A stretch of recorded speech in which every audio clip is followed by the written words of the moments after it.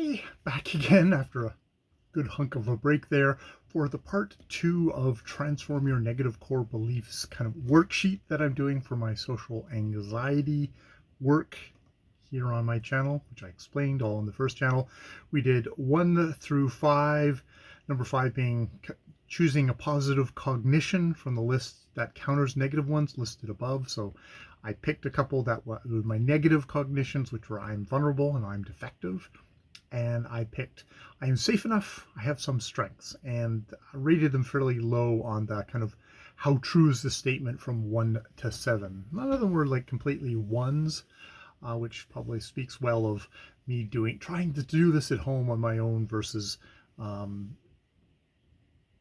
trying to do the needing to seek some aid in this. And I also picked something that was fairly light. And God, at certain points, these could be all the way down to 1. And this 3 and 4, where I'm safe enough and I have strength, is might be the strongest. So number 6, if you bring a negative cognition and the public sensations to mind, do they remind you of past experiences in your life? And I think that they have very much to do with my parents, with how kind of the atmosphere that my parents set me up in. I had a father who was alcoholic and definitely made me feel unsafe. And there was also just sort of a lot of running me down, of making me feel that I wasn't good enough. That sort of thing. That kind of dynamic. And then I can see myself replicating that dynamic within myself when I come into stressful situations, especially where there's anger involved. Definitely there. So yeah, that gives you kind of like, oh, okay, here's some negative core beliefs of feeling vulnerable, of feeling defective, and where I probably they have their roots in early childhood. So part 2 is 3 methods for transforming your negative core beliefs. And I think this is one of these things of like, okay, here are 3 ways. See if one of them particularly kind of seems to resonate with you, or or none of them do, but what comes up for them. So for this first one, it's method 1 is butterfly tapping with a positive memory. And number 1 is bringing to mind a positive memory from recent events that supports the positive cognition. Do 1 from each positive cognition. So the first one, I am safe enough, which is to sort of counteract that feeling of feeling vulnerable, feeling unsafe. I had a little bit of trouble with it. It's like, okay, it's something about being an adult and taking care of myself. I'm not a child. A part of that is just sort of going like, okay, I'm an adult and I can take care of myself. And it's funny. It's one of these things that's kind of hard to nail it down to. Where somewhere in there that I've taken care of myself. And I mean, that might just be something simple as, I was feeling really stressed and I just took some time and I sat down and I just read for a day. And that made me feel better. It's like it's an instance of me taking care of myself, or stuff like that, or just sort of taking my anxiety in hand and saying, okay, how can I help fix this? How can I heal this? I guess how can I come and find a better way? And that's coming independently from me. This is not somebody else taking me in hand and doing this. It's like, this is me trying to find my own strengths, my own safe spot, as it was. B, I have some strengths, and for this it was easier for me to come up with something, and that was I had a recent week off. I compiled a long list of things that I wanted to get done, both personal and kind of house related. And I worked through the list, doing like 2 or 3 each day, kind of getting this nice sense of satisfaction. At the end of the day, I'd say, okay, I can transfer those from the to-do to the done pile. And by the end of the week, I had virtually everything done. And there was a couple of things left over, and I just made a point of also getting those ones done. So I completed all this big long list, and it's like, yeah. So what physical feelings came up when you think of this positive event? Especially with the second one, it's, feel steady, strong, calm, sense of accomplishment. There's a certain amount of pride. I feel like I'm standing straighter, more connected. My breath is even. My body relaxes. Not in a defensive mood. Body temperature goes down to normal. So a lot of the, kind of things. So step 3 is to bring to mind the positive event and the physical feelings that came up when you think of it. Close your eyes and butterfly tap for about a minute. Pause, take a deep breath, do it again. You can do this. If you can do this, stay with the positive feelings, do it a few more times. And butterfly tapping is putting your right hand on your left upper arm and your left hand on your right upper arms, and give yourself a self hug, alternately tapping with one, then the other hand gently. So that kind of butterfly tap thing, and doing that while you're thinking of like, oh, I accomplished everything on my list. That was really good. I did a good job there. Good job, Jay. That. So that is one method. I'm not quite sure. I know this is this has got, you're trying to connect to the physical sensation of like, good job, you're trying to connect to physical sensation, because it's the with a lot of stuff they talk about, like, well, look, it's interesting. It's good for you to work on your thoughts and change your thoughts, try and work your thoughts, but to try and directly work on your feelings is much more difficult. And cognitive behavioral therapy is about, there's a triangle of your cognition, your behavior, and your feelings. And you work on your cognition and you work on your behavior, which will then kind of go back and work on your feelings. And I have a feeling that this kind of physical sensation here, and just thinking, yeah, I got all that good stuff done, and I was capable. I accomplished stuff. That was really good. I really have some strengths, as a way of having that tapping there, I guess, is to help reinforce it. Yeah. Good job, John. Just like, you can almost just say, like, good tap there. You're being your own approving parent and saying, hey, good job, buddy. Good job. You're really good at this. And like, that helping you build up. Method 2 is evidence. What evidence is there that supports the positive cognition? If you cannot think of anything, what evidence would a close friend have to support the positive connection, cognition about you? Well, about getting a lot of tasks done while I was off, I actually kind of I supported myself while I was doing that with this evidence-based thing. I had a list, I had to do, and then I had done, and I could see that list grow over time, and that that made me feel like, hey, that's really good. I also have heard secondhand a comment that a manager made about me, who's actually made positive comments to me, but he made a comment to another coworker who said, Jay, he's solid. And it was like, oh. And it's funny, my first instance was like, oh shucks, kind of all that stuff, but it's like, that's another kind of evidentiary thing of an independent person, not even saying it to me to make me feel better, that I could kind of twist it that way. They're buttering me up, but no, they said it to somebody else, and then that somebody happened to kind of pass it on to me. So that has a lot of validity to it, even though it can't take compliments right to my face. Step 2 is, as you go through the day, notice circumstances that support the positive cognition. For example, if your positive cognition is you're safe enough, notice how safe you are in this moment. If your positive cognition is you're competent enough, notice evidence of competence. Simple things like getting something done at home, accomplishing something at work, having a positive interaction with someone. List some things here you notice throughout the day that support the positive cognition. And I listed things like, we have a safe, happy home. I've got a secure income. I guess that is an important thing to me. Multiple house tasks, accomplished daily, and just keeping up on things. Success at doing a good job at work. That Jay is solid. Having goals. I have goals for the coming month. doing that, goals for the month, goals for the day, I have a loving relationship with both my wife, Ja, and with my mother-in-law. Providing food and structure for Ja as much as possible when I can.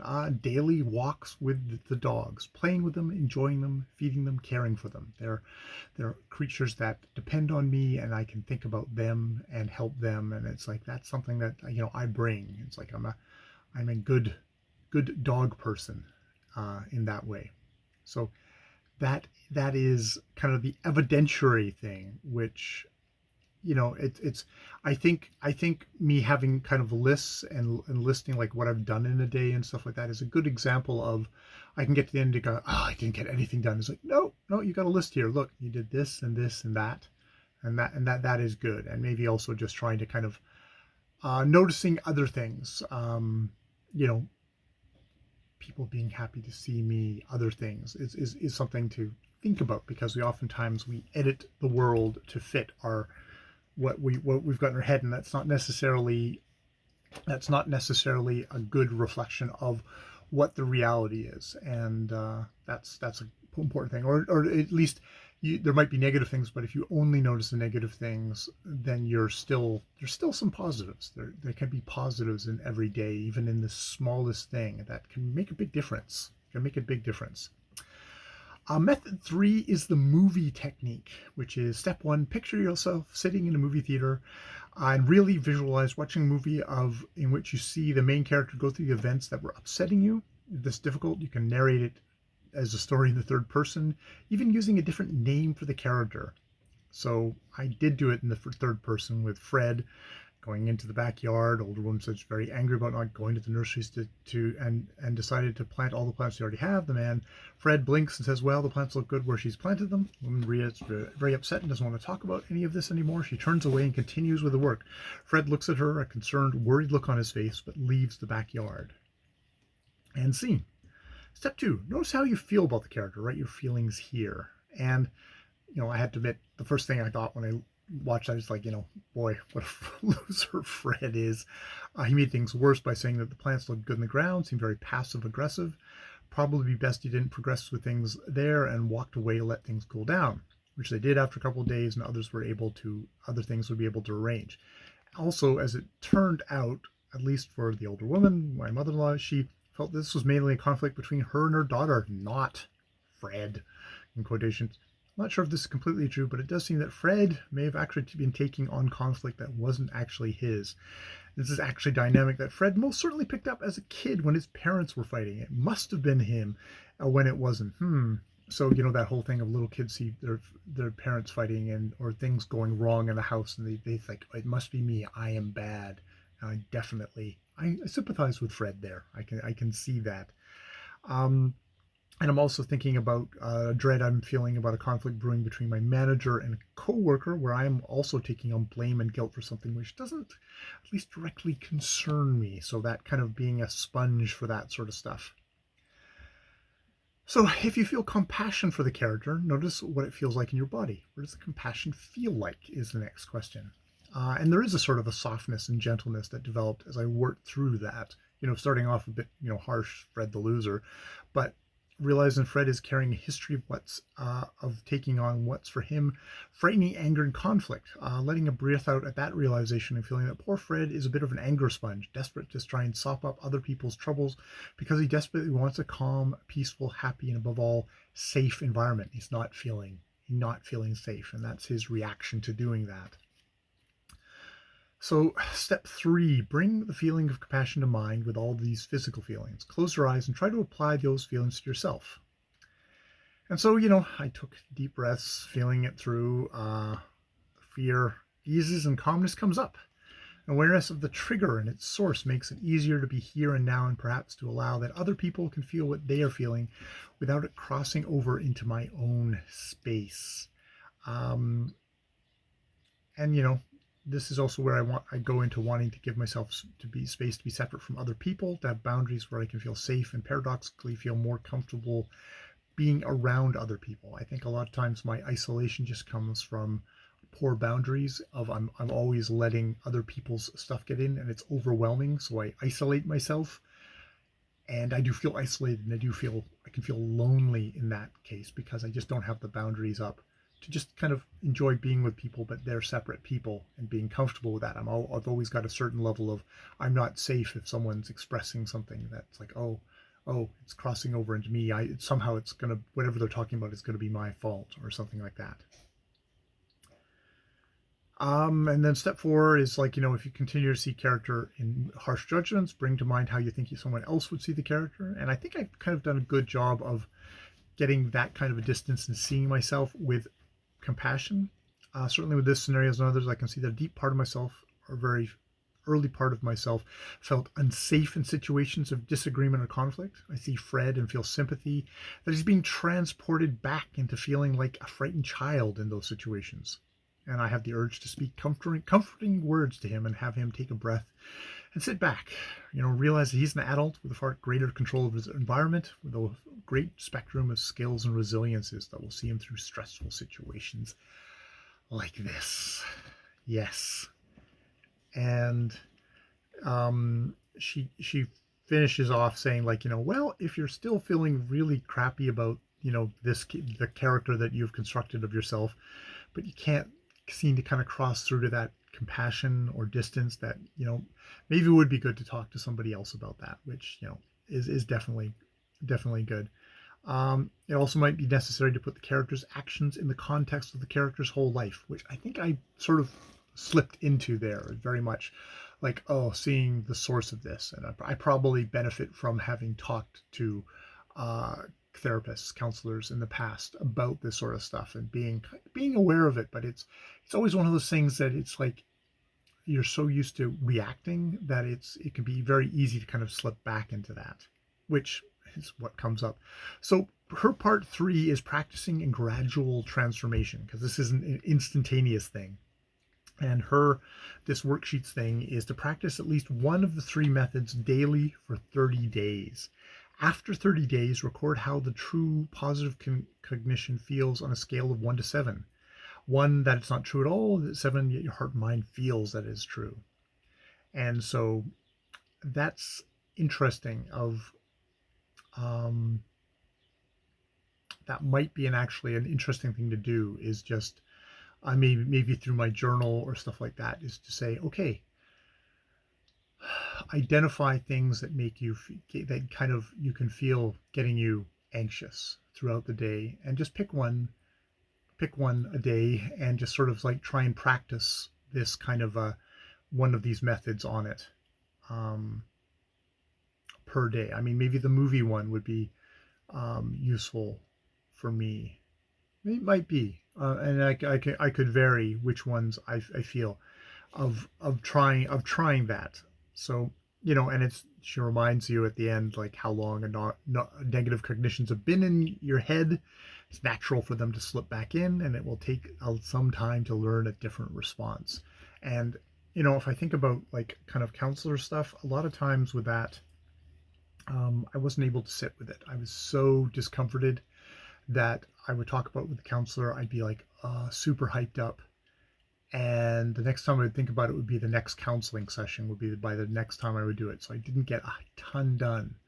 And I can see that, like, through just vocal studies and stuff like that, that it might be useful to just try and do a daily, let's do a daily check-in with negative cognitions, with where have you been anxious today, and what tools can I bring to regularly bring to bear on that. Is got a far better chance of finding some progress in that, versus big stuff and then nothing for like a whole month or 6 months or whatever like that. So that is definitely something like, doing a 30 days of this might not be a bad idea. Just like, okay, let's it's like, okay, what made you anxious today? Because there's always something, even however small, that I can make a note of and go, like, today I need to call in to get a bit of time off to be here for Ja, because she's just had a hellish dentist appointment. So what, you know, and that was a bit stressful. I did it, which is awesome, which is also kind of a negative, is a positive thing I can put on there.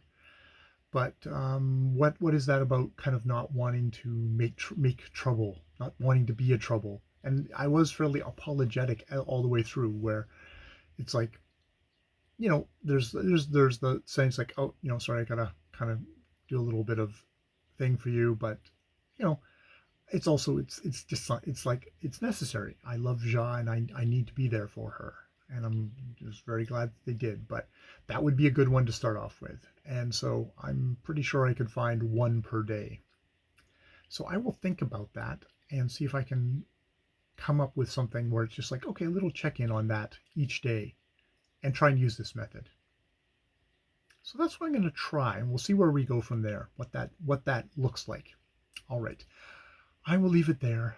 I've been Jay. More videos later.